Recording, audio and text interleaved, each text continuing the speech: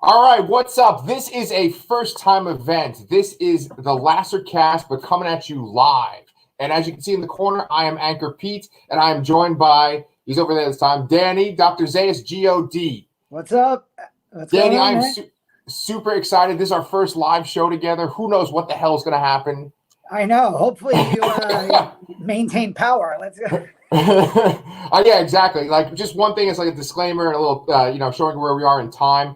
Right now, I'm out of work because everything's closed in Texas. So there's no like school, and we are just lucky that the power is on right now, and that I have running water. So many people I know, they don't have power, they don't have running water right now. It's crazy. Yeah, it's nuts. And then Danny, like you're used to kind of the snow up there in New York.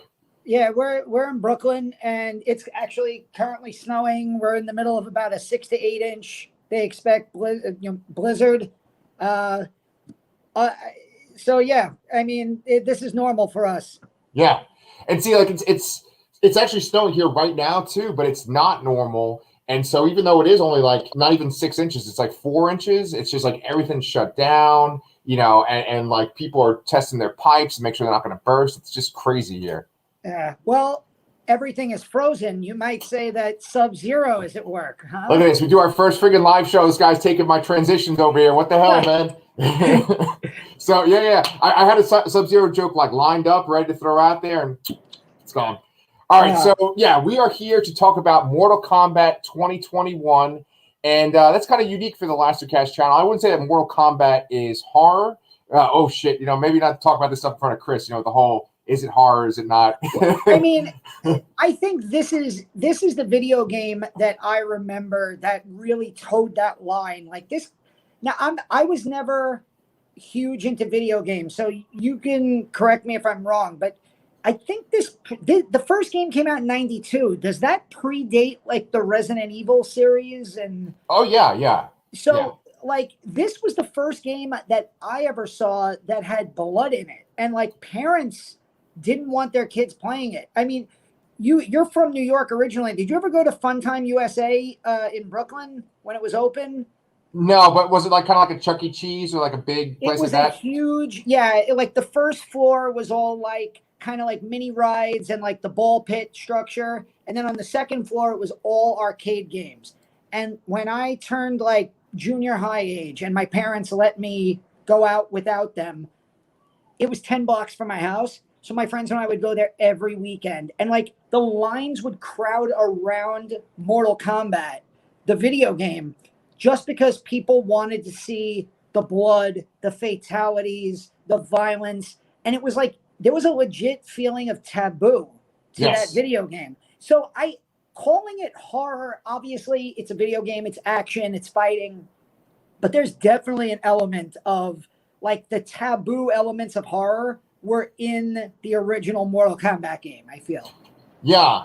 And you know what? Like, since we're kind of going into the game and a little bit of the backstory, like the horror element is there, especially like if you see this trailer, there's like horror stuff in it.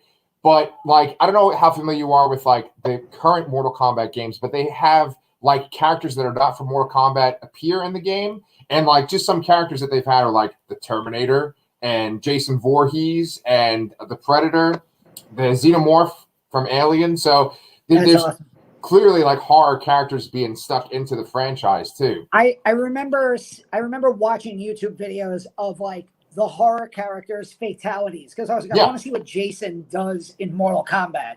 Yeah, and it was some graphic stuff. I think like did Kane Hodder do like the body like the body cast for it? I think I wouldn't be surprised if he did. Yeah. Because it looks just like him. They do such a good job of bringing these characters. Oh yeah. And the thing is, like you were talking about, like seeing videos of it, they have like YouTube videos where you just watch the fatalities from the games. I'm telling you, this game and GTA, the original GTA, or like whatever it was, like San Andreas when that came out. Yeah, I got more enjoyment watching people play those games than I did playing those games because I was never a good video game guy. But like if I could watch people who were good do the fatalities. And like GTA was just like watching an actual movie. So yeah. But and the thing is, like, as the Mortal Kombat games have gone on, the story has gotten more involved, and then like the cinematics for the story have become like real involved too. And like I've watched them on YouTube. Sometimes I'll just watch the cutscenes, and it's this big, huge epic, where they have like where the supernatural characters come from. I think it's called like Outworld or Outer World, right? And they all come. That first movie was a major event for us. I mean, that movie came out when we were, I think, 13.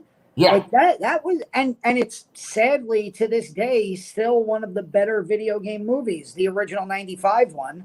Ooh, yeah. That's sad that the bar is so low, right? Yeah, it is, because like the effects don't hold up. No. Like Reptile, Jesus. Oh, yeah, I forgot about him. Yeah. That movie, I think maybe Mortal Kombat 3 had come out by that point, but definitely Mortal Kombat 2 had come out. So they had all these extra characters besides the main core characters. And they did not translate well. One thing I know for sure, having watched this trailer about 3 times, it's already better than Annihilation. Oh, dude. Yeah, like The Hunted is better than Annihilation. Yeah. Annihilation is genuinely considered one of the worst movies ever made. Yes. It's one of those movies like the Nicolas Cage Wicker Man, where there is YouTube compilations of just that like turn it into a comedy. Yeah. And some of the effects, the line reads in the movie are just terrible. Yeah. They recast half of the original movie because they didn't want to be in it. Right. Raiden goes from, I think, Christopher Lambert to James Remar. Oh, the following yeah. That's pretty rough. So what was your first thought when you watched this trailer? Okay, good question. So, okay. First off, I don't know who Cole is. Like, Cole's this guy that they show a lot of in the trailer, and he has this birthmark on him. And when I saw the birthmark, I was like, oh, this might be a little silly. He's got a dragon birthmark, right? I love that the trailer, he's like, it's a birthmark. And they're like, what do you mean? And then another character goes, he was born with it. I'm like, wow, they really felt the need to define what a birthmark is. Okay. Yeah. And I was like, oh boy, and then thankfully it got better from there. Yeah. Well, speaking of the writing, the thing is, right, is that the person that directed the movie, first off, he's a first-time director, right? His name is Simon McCoy.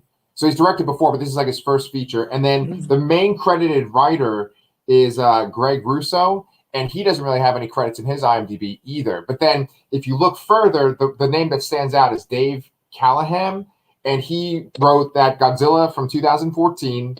He wrote Wonder Woman 1984. And then he also wrote the Shang-Chi and the Legend of the Five Rings that's coming out, right? Okay, yeah.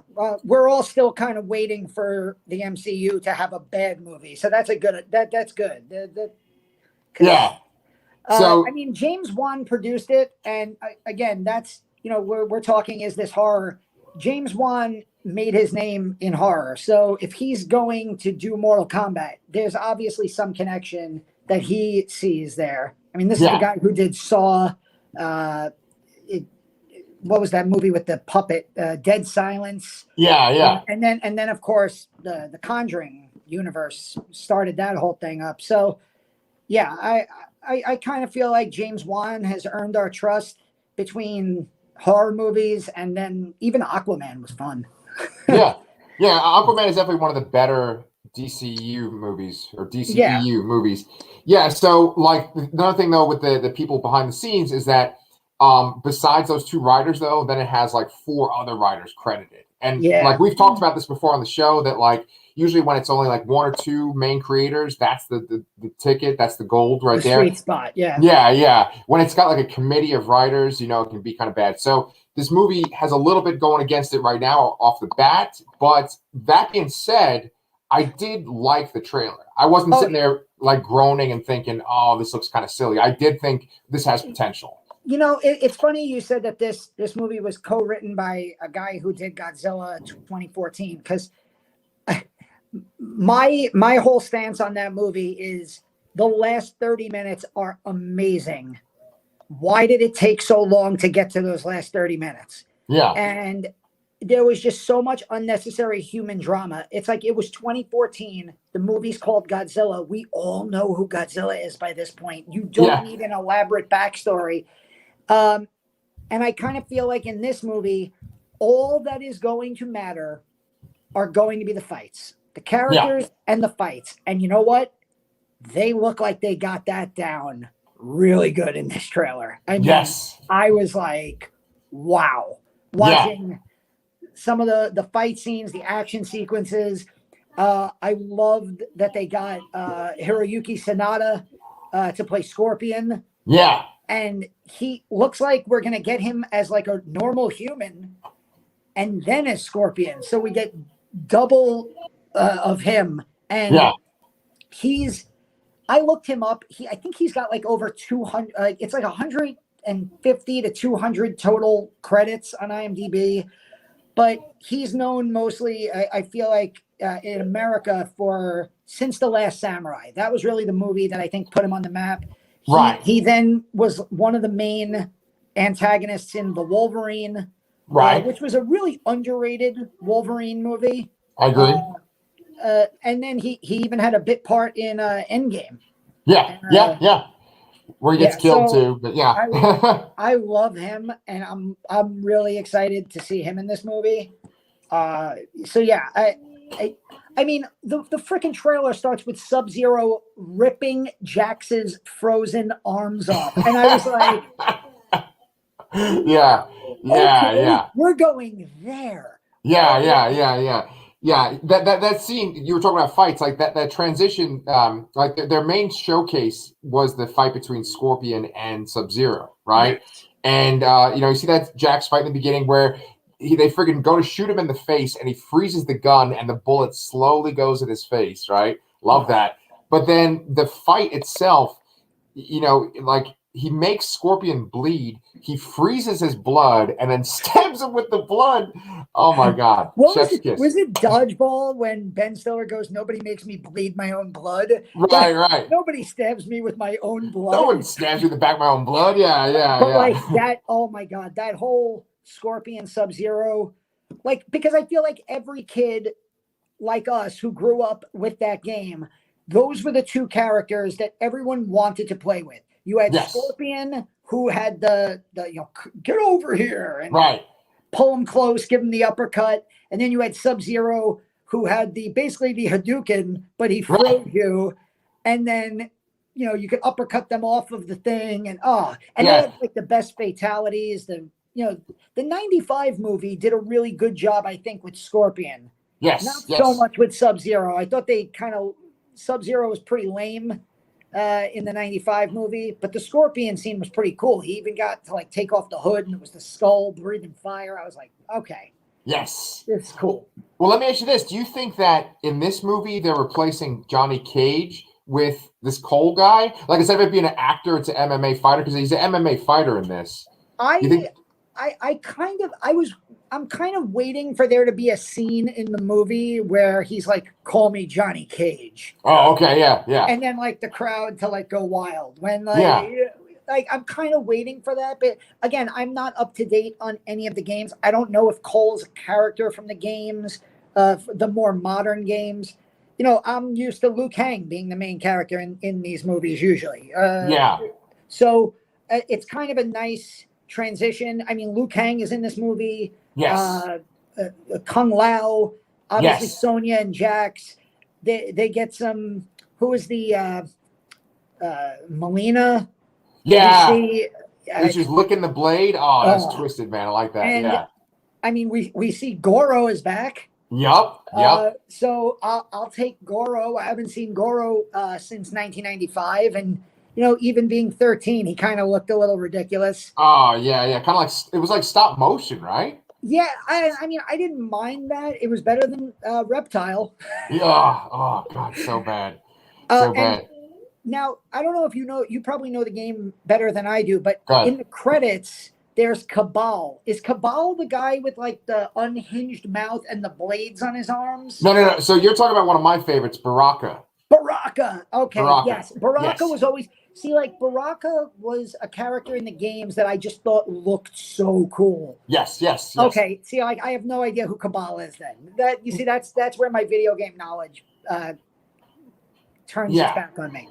So with Mortal Kombat, and one interesting thing about Mortal Kombat 2 is that there's actually like Mortal Kombat comics, and like Mortal Kombat, the franchise is like very much entrenched with like DC. So DC made Mortal Kombat comics, and they had a DC Universe versus Mortal Kombat game, right? Where they fight each other. Yeah. And the reason why I bring that up is because they flush out the backstory, and there's these like ninja clans, and like Sub-Zero's from one ninja clan, Scorpions from another. They're enemies, right? Well, that's in on IMDb. Both Scorpion and Sub-Zero, the actors are credited as Scorpion and Sub-Zero, but then they also have real names. Right. I looked it up. Like Hiroyuki Sanada is Scorpion and Hanzo Hasashi. So I'm like, oh, so and like you obviously see him just kicking ass in the preview. So I'm like, oh, we're gonna get some backstory on Scorpion and how he became Scorpion, which again already probably better than the 95 and definitely Annihilation. Yeah.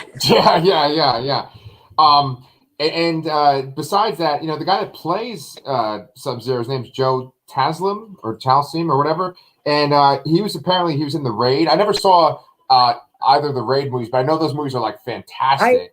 I saw the first one. I actually bought the 2-pack on Blu-ray at Best Buy, and then I never watched the second one, not for any other reason than I just think I lost it in my own collection of DVDs. So I got to pull it out and watch it. But the first Raid is insane.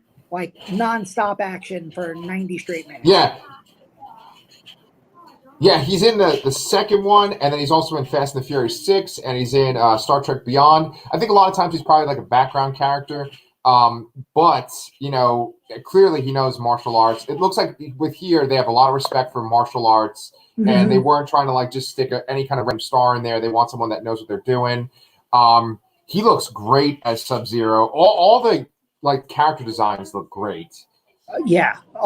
Definitely. It looks like they took them straight out of like the choose your character screen in the game, which is exactly what you want. You don't want people showing up to a Mortal Kombat movie and going, "Who the hell is that guy?" Right. Unless it's a schnook like me who doesn't know like Cabal. I don't know who Cabal is. So But and even like Kano looks good. Like in the 1995 movie, he kind of looks like he has like, I don't know, like a plastic thing on his face, right? He was a regular guy with no discernible power who just had like a piece of metal over one eye. Right. With no explanation. Who got choked to death by Sonya Blade. So I'm like, in this one, the trailer ends with him holding a heart in his hand, which was his original fatality in the first ever game, which is just, again, it's like, it feels like they're doing the perfect amount of like nostalgia to the original game and then updating everything to kind of make you forget about those first two movies. So the only thing this trailer was missing for me was the music. I couldn't believe I didn't at least get one Mortal Kombat. Right. Well, didn't it kind of come on when they showed the title though? Just slow. It was super slow, and that's okay. I get it, but there's still the 10-year-old at Funtime USA that wanted to hear Mortal Kombat. Right. Dun, dun, dun, dun, dun, dun. Did you have that CD when you were growing up? Of course. Who didn't, right? That was like one of the first. My dad was a proud member of the Columbia House, buy 12 for a penny club. And I demanded that soundtrack when that movie came out. Yeah. And then that was one of like the soundtracks that I listened to when I started training for like wrestling when I was in high school. Oh, really? Okay. That and the Rocky soundtrack. Yeah. Of course. It was like, of course. Yeah. But, like, I'm sure we'll get that in the movie. Yeah. They can't not do it. Yeah. They'll do some kind of like updated version that's like, with dubstep or something. Yeah. Yeah. Unless it's like owned by somebody who refuses to release it for like rights reasons, but it's Mortal Kombat. You have to have the Mortal Kombat theme. Exactly. Yeah, Yeah, yeah. I liked that they hint at it with like the slow beats in the Right. trailer, but I still just wanted that one, moment. But still, I mean, the trailer ends with Shang Tsung going finish him, and you get this like quick boom, boom, boom of just super violent, like Yeah. stabs to the head and just Yeah. knives getting pulled out and blood splattering everywhere. This is a hard rated R movie, and I'm really, really excited for it. Hell yeah. And you know what? We don't even have to wait that long for it. I, It's April 16th is when it comes out on yeah, HBO Max. HBO Max redeemed themselves a lot with me with Judas and the Black Messiah, Oh, yeah. which was unbelievable because the first two like direct to HBO Max movies I watched were The Little Things and Wonder Woman 1984, and Ooh. I didn't like either of those. So I was Yeah. like, "Uh-oh, this isn't going to work out." And then so now I'm like, "Okay, let's get going with HBO Max. I'm digging it now. Let's go." Yeah. So Danny, when it comes out on HBO Max, do you want to sit down with me? Maybe we'll get Chris in here too, and who? I mean, maybe if we get Brian too, because he's such a video game guy, Yeah, right? Get that him would be over from fun. my Yeah. channel. Get Brian, get Chris. We'll do the whole thing. Yeah. We'll do one of these live ones, and we'll podcast version of it. Yeah. Yeah, hell yeah. Cool. Well, so this is pretty much our first Lastercast live show. I think it went pretty well, knock on wood. Yeah. Yeah. The power didn't go out. I'm sitting at a wooden desk, so there you go. Yeah. So just give people a heads up of what's coming up on our channels. Basically, Sherry T and I from my channel, the Anchorpete channel, we're going to do a review of Get Out, and we're going to post it on the Lastercast. And that's part of our horror noir event that we have for this month. We're just reviewing movies that are in that documentary, horror noir. Yeah. And of course, Danny and Chris always have a bunch of quality reviews coming up. Chris just did Psycho Goreman. He did a review of it, and Danny just covered what was that movie? There was Synchronic. Yeah. Awesome movie. It's streaming. It's on VOD now for a few bucks, and it's well worth it. If you've seen any of Justin Benson and Aaron Moorhead's movies, The Endless or Spring, then you'll enjoy it because it's mind trippy. Yeah, exactly like those. That reminds me, because I saw that you said it was by the people that made Spring, and I was just like, oh, I love Spring. That's so good. Yeah. Spring Hell yeah.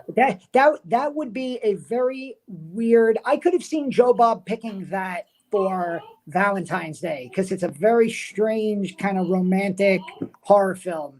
Yeah. But he made good choices too. We have reviews of those up on our channel too. Boom, always plugging. Nice. Yeah. All right, well, so that's it for today. We're going to end this broadcast a little awkwardly here. And you guys make sure that you subscribe to the Lastercast for our horror content. See you soon, Dan. Later.